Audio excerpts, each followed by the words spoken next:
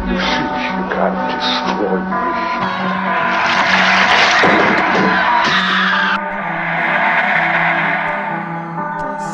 You lose your little mind in my dead lights. Like all the others. Like all the others. Hey guys, welcome to Horror and Me. I'm your host Aaron Mitchell, and on today's video I thought we would do a top 10 video. It's been a while since we have done one, and I thought it would be interesting to do something related to conversation pieces. So I know a lot of us collect a lot of different things, a lot of us have very eclectic collections, so I just randomly picked out 10 things around that sometimes people ask about when they see it, or just it's just an interesting piece in general, and I kind of wanted to show it to you guys. So I kind of got a vast variety of things here.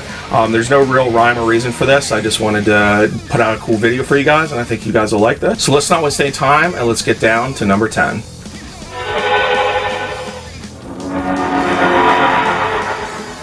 Alright guys, so the first piece that I decided to show you guys is something a little unique.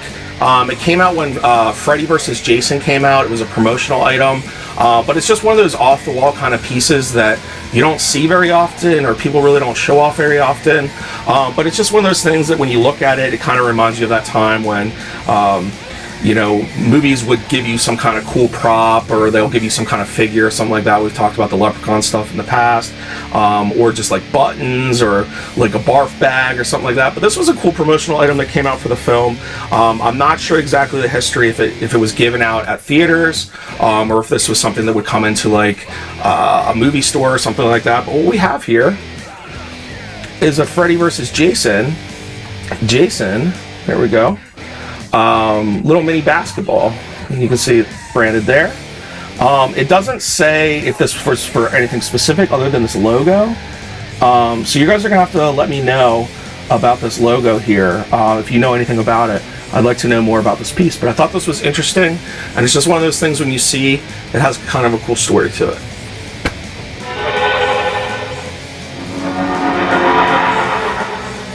Alright guys, so up next we are going to be taking a look at number 9. The number 9 piece that I chose for today is something that isn't necessarily horror, but it has that horror-esque-ness to it, in my opinion, as far as Jaws and sharks and the whole allure of shark attacks and stuff like that.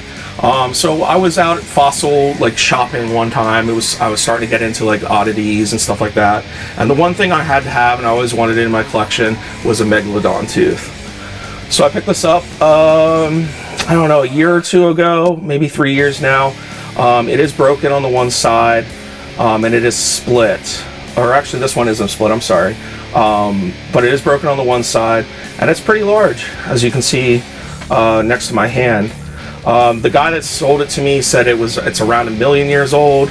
I don't know if how far back it really goes. I haven't researched Megalodons that much, but I did really want something from a Megalodon shark. I don't know why, but I'm glad I picked it up.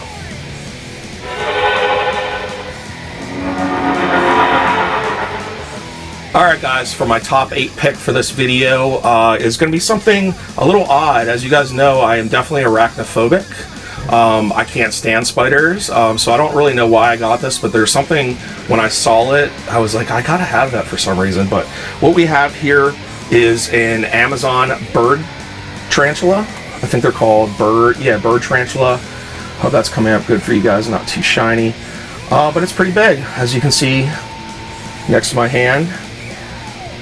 It's about the size of my hand, but yeah, very interesting piece. When people see this, they're always grossed out by it, and they ask me why I have it, and I can never really give them a good answer other than I had to have it.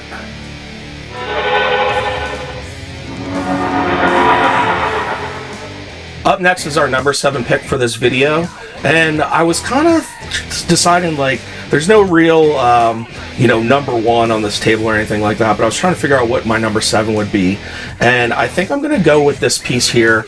Normally I would rate this like higher if we were doing that, but this is an original piece from the Evil Tree from Evil Dead 2. It's some of the foam latex. As you can see, it's seen better days.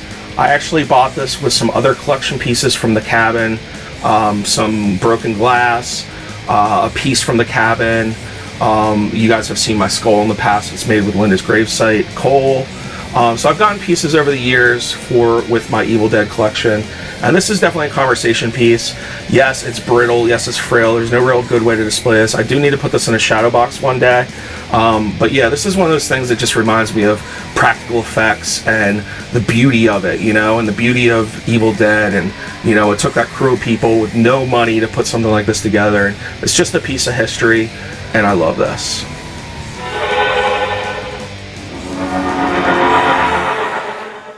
So up next, the number 6 pick is going to be, again, related to Evil Dead. So the next piece I want to show you was made by an artist friend of mine, Jay. Jay, if you're watching this, thank you again for this. This was something really cool. He started making custom Necronomicons, and this was before the fad, honestly. This is before Trick or Treat Studios started doing them. I'm starting to see that all over the place. He handmade this. They were one-offs. I think he only did 10. I know my buddy Larry the FUC also got one, but this is really cool. I wanted to show it to you guys quick. This is my custom Necronomicon. Again, big book. This isn't like one of those rinky-dinky Trick or Treat Studios ones. Very cool thing is he hand embellished. You guys can see that. The pages. Just really, really awesome illustrations. It's the entire book. Oh, page fell out. But yeah, you can see this is just one of those things that it's an awesome piece, awesome conversation piece. I love it so much. I wish I could put it on like a coffee table and be more prominent. I do have it in the room kind of splayed out, which is really cool, but yes, this definitely has to be this pick.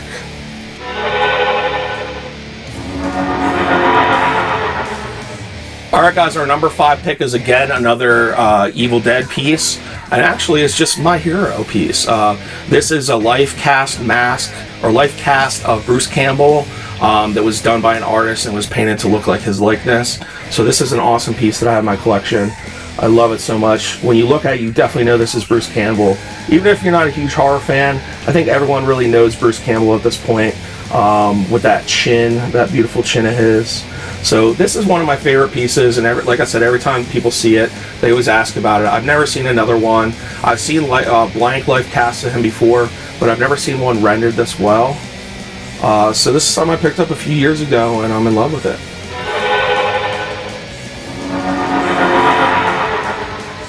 Alright, our number 4 piece for this video is going to be something that I picked up, I'd say probably about a year ago.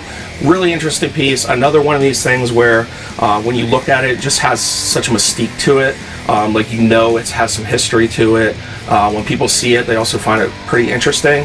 So what we have here is my 1940s antique crystal ball. I love this thing so much. It's so fun to just take it out, kind of roll it around. And then this is a silver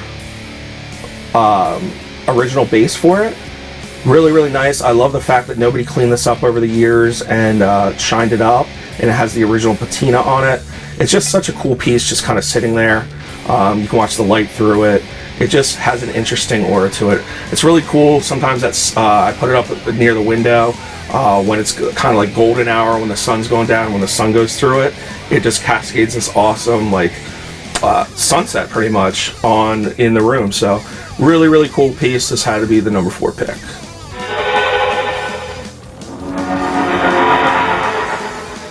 Up next is the number 3 pick for this video, and it was hard also deciding on this one, but I think the pick that I'm going to choose for this one is going to be one of the original, not an old school antique, but this is from the 1970s, so I feel like it's going antique now. Parker Brothers Ouija board set. Very, very nice. I found this in an antique store last year, I believe.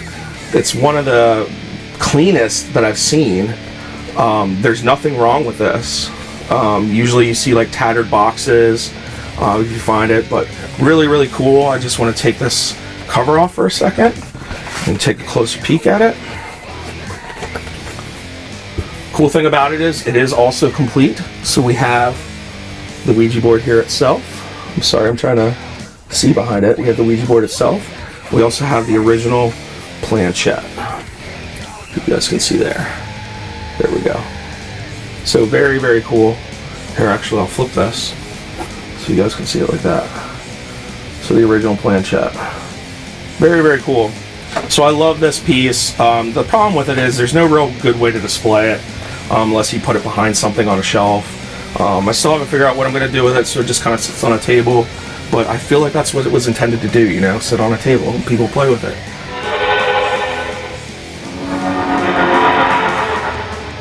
Alright guys, so the number 2 pick for this video is going to be another interesting piece. This is something from Medicom. It's a Japanese company, and they used to put out a really, really rare Chucky doll. There was a couple different versions of it.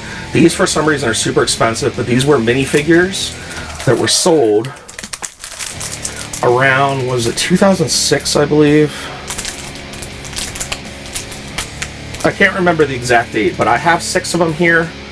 There's a couple different characters. I am missing 2 of them, but they're just really hard to come by.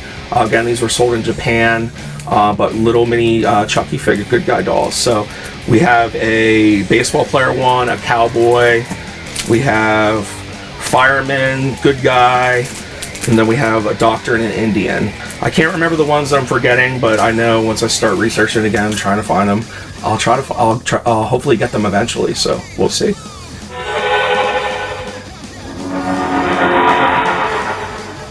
Alright guys, so finally the last pick that I decided for this video is something that I don't know if you would consider it a collectible. I do.